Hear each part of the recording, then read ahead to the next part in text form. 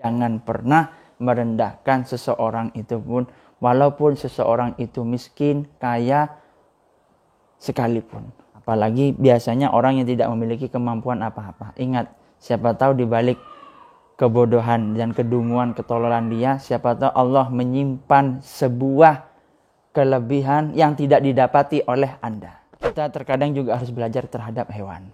Hewan itu mengajarkan arti yang sangat banyak, walaupun dia tidak diberi akal, tapi dia diberi rasa kebersamaan serta kekuatan, kekokohan, kesolidan sebagai sebagai makhluk ciptaan Allah.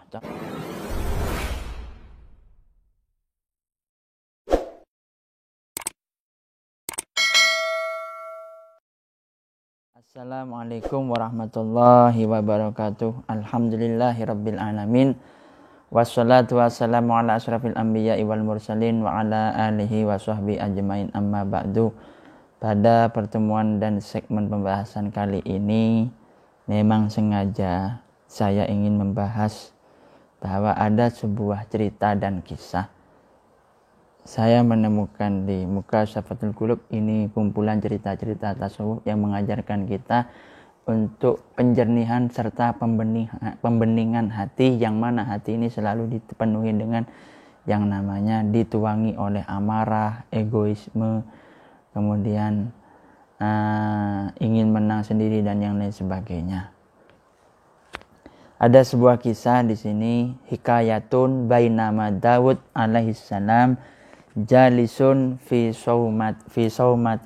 saumatihi yatlu zabura idra'a dudatan hamra'a fit turab faqala fi nafsi ma aradallahu fi hadhihi dudati fa'adinallahu lid-dudati hatta takallamat faqalat ya nabiyallah amman hari fa'alhimni rabbi an aqula fi kulli yawmin subhanallah walhamdulillah wa la ilaha illallah akbar alfa marratin wa amman laili fa'alhimni rabbi an aqula fi kulli lailatin Allahumma sholli ala Muhammadin nabiyil ummi wa ala alihi wa sahbihi wa sallam alfa marratin fa anta ma taqulu hatta astafidu minka fanadama Dawud alaihissalam ala tiqari dudati wa khafa minallah ta'ala wa taba ilaihi wa tawakkala alaihi.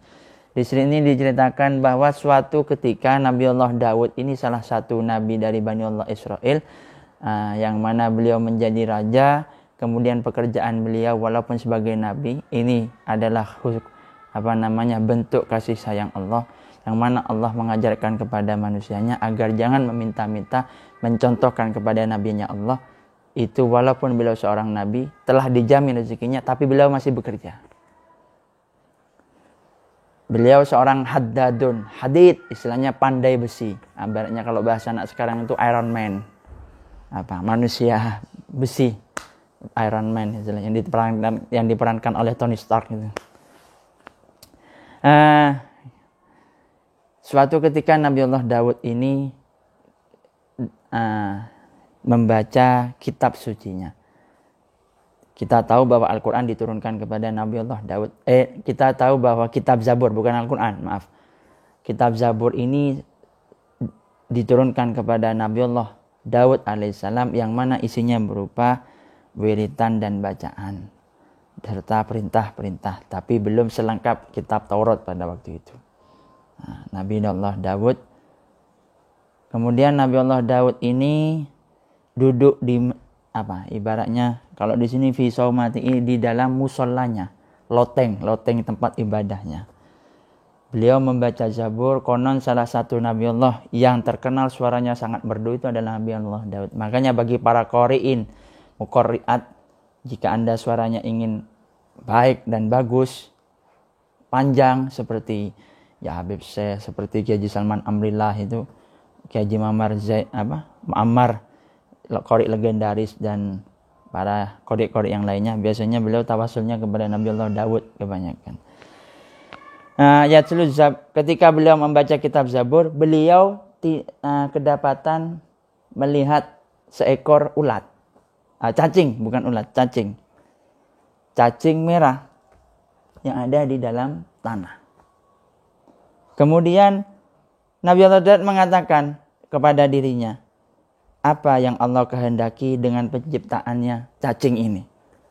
Maka seketika itu sontak cacing ini diberi izin oleh Allah sehingga cacing ini mengatakan, ya Nabi Allah, kalau siang aman nahari, kalau siang aku membaca subhanallah walhamdulillah wa la ilaha illallah Allahu akbar 1000 kali. Wa amman laili Allah fa'alhimni, maka aku membaca Allahumma sholli wa sallim ala Muhammadin nabil ummi wa ala alihi wa sahbihi wa barik wasallam. Itu 1000 kali. Bayangkan cacing yang kedudukannya itu sangat direndahkan sekali. Fa'anta ma taqul hatta astafidu minka fanadama Daud. Maka apa yang kamu bisa ambil istifadah di sini, kemanfaatan dalam hidup kamu. Kemudian setelah cacing bisa mengatakan seperti itu, sontak kaget, menyesal dengan rasa penuh penyesalan Nabi Allah Daud ini. Sehingga yang mana Nabi Allah Daud ini ketika itu karena sifat basyariah manusianya beliau merendahkan cacing tersebut. Kemudian beliau takut kepada Allah, khafa minallah wa taba ilaihi wa tawakkal alaih. Kemudian beliau bertobat dan berpasrah diri kepada Allah. Jangan pernah merendahkan seseorang di depan Anda. Siapa tahu orang itu mempunyai kelebihan masing-masing. Kita tidak tahu orang itu baik buruknya, itu semua Allah yang menghukuminya. Anda tidak perlu menjadi hakim. Yang menjadi hakim itu adalah Allah Subhanahu wa taala. Kita terkadang juga harus belajar terhadap hewan. Hewan itu mengajarkan arti yang sangat banyak walaupun dia tidak diberi akal, tapi dia diberi rasa kebersamaan serta kekuatan, kekokohan, kesolidan sebagai sebagai makhluk ciptaan Allah. Contoh kita ambil saja an-naml, semut. Semut itu walaupun kecil tapi kelihatan kompak karena banyak.